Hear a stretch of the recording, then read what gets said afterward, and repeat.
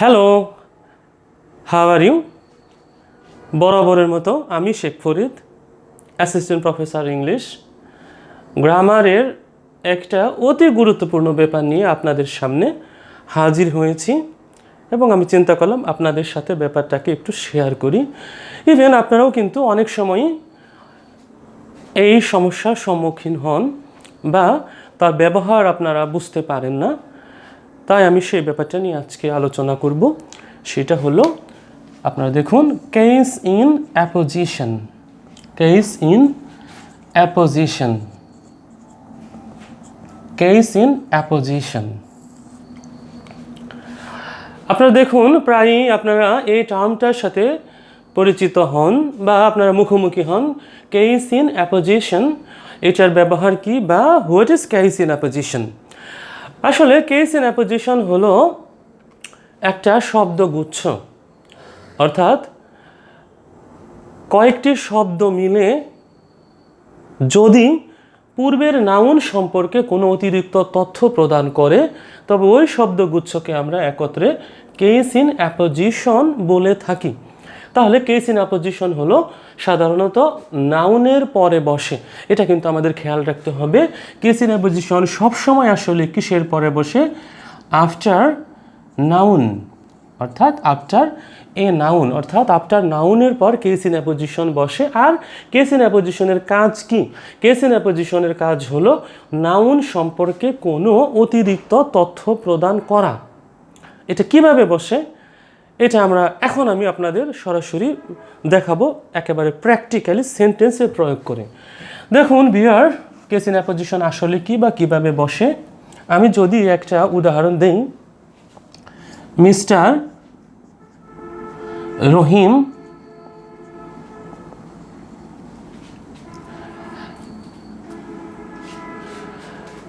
a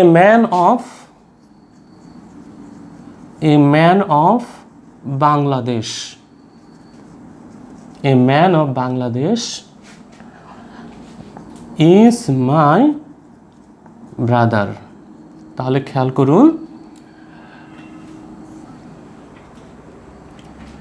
এই যে একটা শব্দগুচ্ছ, এটা কার পরে বসেছে? মিস্টার রহিম। মিস্টার রহিম একটা নাউন, তার মানে নাউনের পর একটা শব্দগুচ্ছ বা কয়েকটি শব্দ বসেছে। এই শব্দগুচ্ছের মধ্যে 4টা ওয়ার্ড আছে এবং এই 4টা ওয়ার্ড মিলে পূর্বের নাউন অর্থাৎ মিস্টার রহিম সম্পর্কে অতিরিক্ত তথ্য দিতেছে। তাহলে এই যে শব্দগুচ্ছ এ ম্যান অফ বাংলাদেশ, এটাই আসলে কি? এটাই হলো কেস ইন অ্যাপোজিশন। খেয়াল করুন, এটাই হলো কেস ইন অ্যাপোজিশন। এখন কথা, কেস ইন অ্যাপোজিশন কি সবসময় মাঝখানে বসানো যায় নাকি অন্য কোনো পজিশনে বসানো যায়?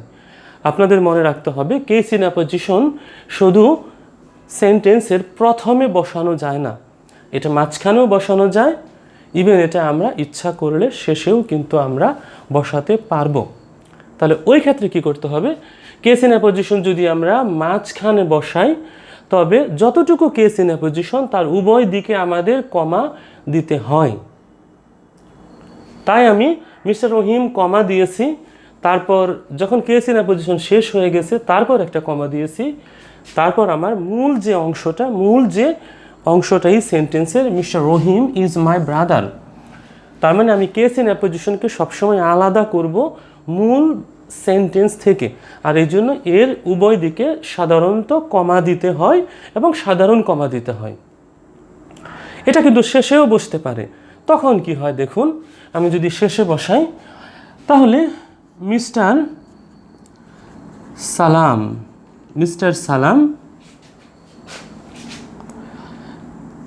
এ টিচার অফ এ স্কুল। আচ্ছা, এবং এটাকে যদি আমি শেষে বসাই, আমি শেষেও ইচ্ছা করলে বসাইতে পারবো। কিভাবে? আমি শুধু মিস্টার সালামের আগে হি ইজ, দেখুন, হি is mister Salam a teacher of a school. তাহলে আমাদের মূল sentence he is mister Salam a teacher of a school, এটুকুই কিন্তু আমাদের কি কেস ইন, এটুকুই আমাদের কেস ইন অ্যাপোজিশন। আর কেস ইন অ্যাপোজিশন আমাদের কোন পজিশনে বসেছে? কেস ইন অ্যাপোজিশন কিন্তু আমরা সেন্টেন্সের শেষে বসাইছি। যেহেতু আমরা শেষে বসানো হয়েছে, তাই আমাদের শুধু আমাদের প্রথমে একটা কমা দিলেই চলবে, আর শেষে আমরা ফুল স্টপ ব্যবহার করব। তার মানে কেস ইন অ্যাপোজিশন যদি আমরা সেন্টেন্সের মাঝখানে ব্যবহার করি, তবে তার উভয় দিকে কমা দিতে হয়। আর যদি আমরা শেষে ব্যবহার করি, তবে শুধু তার প্রথমে কমা দিতে হয় এবং শেষে স্বভাবতই ফুল স্টপ বসে। তাহলে এটা হলো আমাদের কেস ইন অ্যাপোজিশনের পজিশন। এখন আসুন যে কেস ইন অ্যাপোজিশন নিয়ে কিন্তু আর্টিকেলের একটা সুন্দর নিয়ম আছে, সেটা আমি আপনাদের কাছে তুলে ধরব। সেই নিয়মটা কি? তাহলে দেখুন, কেস ইন অ্যাপোজিশনকে নিয়ে আর্টিকেলের একটা বিষয়। আর্টিকেলের স্পষ্ট বিধান হলো, আমি কেস ইন অ্যাপোজিশনের ক্ষেত্রে আমি কেস ইন অ্যাপোজিশনের প্রথমে আমি আর্টিকেল এ অথবা অ্যান ব্যবহার করতে পারবো, কিন্তু আমি আর্টিকেল কিন্তু দি ব্যবহার করতে পারবো না। তার মানে কেস ইন অ্যাপোজিশনের প্রথমে আর্টিকেল এ অথবা অ্যান ব্যবহৃত হতে পারে, কিন্তু কেস ইন অ্যাপোজিশনের আগে আর্টিকেল দি কখনো ব্যবহৃত হবে না। তাহলে আমরা সরাসরি বাস্তবে চলে যাই, প্রয়োগে চলে যাই। আসলে ব্যাপারটা কেমন আমি যদি তুলে ধরি, মিস্টার সালাম দ্য হেডমাস্টার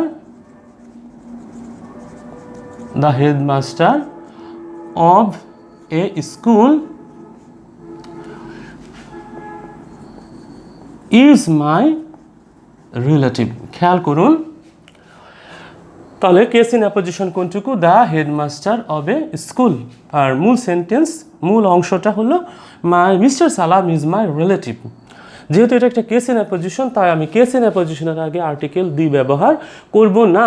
আমি আর্টিকেল দি ব্যবহার করতে পারবো না কেস ইন অ্যাপোজিশনের আগে।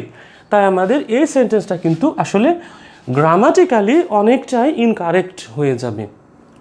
তাহলে আমাকে কি ব্যবহার করতে হবে বা কি লিখতে হবে? মিস্টার সালাম, শুধু কি ব্যবহার করব?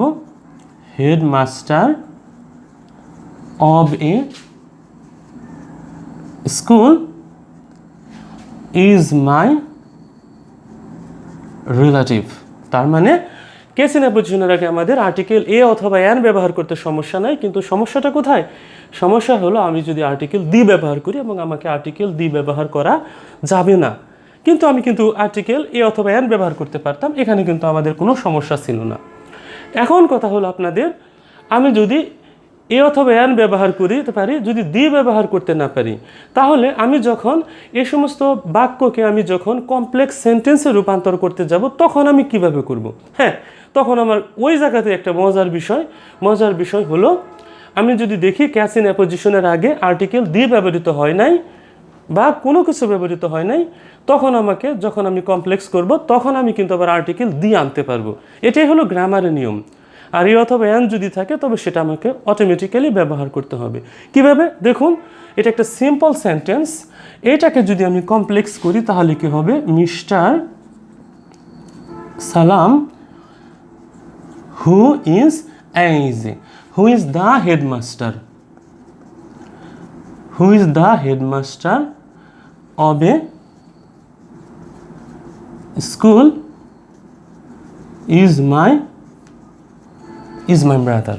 তার মানে আমি কেস ইন অ্যাপোজিশনের আগে আর্টিকেল দি ব্যবহার করতে পারবো না, কিন্তু আমি যখন কেস ইন অ্যাপোজিশনকে কোনো সাবঅর্ডিনেট ক্লজ বানাবো, এবং সেটা আমি করব যখন ওই সিম্পল সেন্টেন্সকে যখন কমপ্লেক্স সেন্টেন্স বানাবো, তখন কিন্তু আমি আর্টিকেল দি ব্যবহার করব। তার মানে কেস ইন অ্যাপোজিশনের আগে আর্টিকেল দি হবে না, কিন্তু ওইটাই যখন কমপ্লেক্স সেন্টেন্সে রূপান্তরিত হয়ে যাবে ওই সেন্টেন্সটা, তখন কিন্তু আমি আর্টিকেল দি আনবো। যেমন mister Salam who is the headmaster of a school is my brother. আর যদি আর্টিকেল এ থাকে, তবে অটোমেটিক্যালি সেটা কিন্তু বসে যাবে। তার একটা আমরা প্রমাণ দেখি। দেখেন, দেখুন,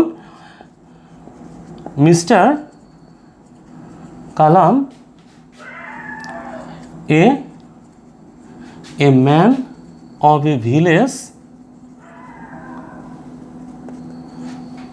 is my রিলেটিভ। তবে আর্টিকেল যেহেতু কেস ইন অ্যাপোজিশনের আগে আর্টিকেল এ অথবা এন বসে, কাজেই আমি এই সিম্পলকে যদি কমপ্লেক্স বানাই তবে এই এবং এনটা কিন্তু আমাকে সেই সাবঅর্ডিনেট ক্লজের মধ্যেও থেকে যাবে। কিভাবে? তখন হবে mister Kalam who is a man of a village is my relative. তাহলে আমরা বুঝতে পারলাম যে কেস ইন অ্যাপোজিশন আসলে একটা শব্দগুচ্ছ এবং এটা ফ্রেজ হিসেবে কাজ করে। তাই আমরা কেস ইন অ্যাপোজিশন যদি ব্যবহার করি তবে আমরা দেখি যে সাধারণত আমাদের কেস ইন অ্যাপোজিশনটা কখন কাজে লাগে। কেস ইন অ্যাপোজিশনকে ব্যবহার করে আমরা একটা সাবঅর্ডিনেট ক্লজ বানাতে পারি কমপ্লেক্স সেন্টেন্সে রূপান্তর করার জন্য। তার মানে কমপ্লেক্স সেন্টেন্সকে রূপান্তর করার সময় কেস ইন অ্যাপোজিশন একটা সাবঅর্ডিনেট ক্লজ হয়ে যাবে। তার মানে আমরা এই ব্যাপারটা একটু দেখি। তার মানে কেস ইন অ্যাপোজিশন আসলে কি হয়ে যাবে? সাবঅর্ডিনেট ক্লজ কখন হয়ে যাবে? আমি যদি সেন্টেন্সটাকে